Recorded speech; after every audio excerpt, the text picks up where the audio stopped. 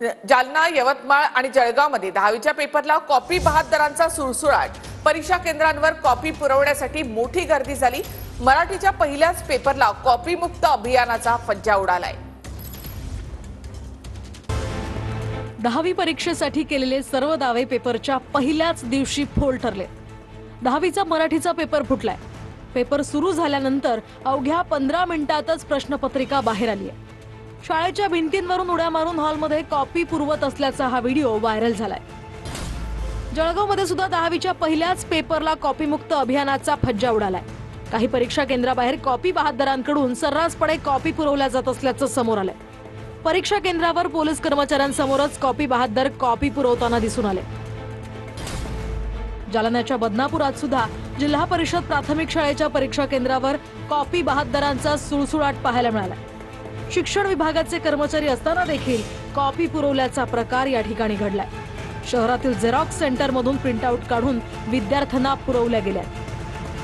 बदनापूर येथे पेपर फुटीबाबत जी वृत्तपत्रांमध्ये जी प्रसारमाध्यमांमध्ये बातमी होती, तर त्या बाबतीत विभागीय बोर्ड, जिल्हा प्रशासन आणि पोलीस प्रशासन हे चौकशी करत आहे आणि त्यामध्ये CSC काही केंद्र आहेत।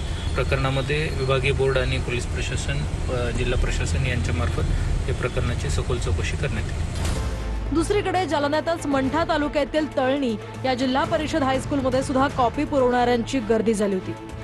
परीक्षा केंद्रावर कॉपी पुरवली जाताना शिक्षण विभागाचं मात्र दुर्लक्ष झाल्याचा आरोप आता होतोय। तर तिकडे यवतमाळच्या महागावात सुद्धा पहिल्याच दिवशी 10वीचा पेपर फुटलाय। पेपरचे फोटो सोशल मीडियावर व्हायरल झालेत। तर शिक्षण विभागाकडून जिल्हा परिषद माध्यमिक विद्यालय महागाव आणि कोठारी इथल्या शाळेत चौकशी सुरू झाली आहे। दरम्यान पेपर फुटीची चौकशी केली जाईल आणि दोषींवर कारवाई होईल असं उपमुख्यमंत्री शिंदे म्हणाले।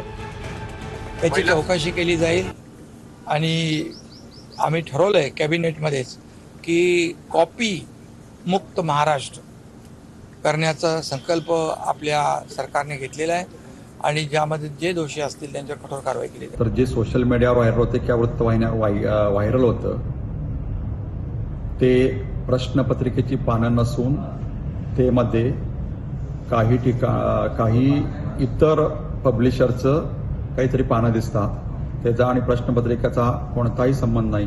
त्यामुळे अशी पेपरफुटी झाली या वृत्ताचा आम्ही इन्कार करतो किंवा खंडन करतो। ज्या ठिकाणी व्हायरल झाला असं कळतंय यवतमाळमध्ये काही ठिकाणी 1-2 केंद्रावर, तर त्याची आम्ही चौकशी करून संबंधितावर कडक कारवाई करू निश्चितपणे।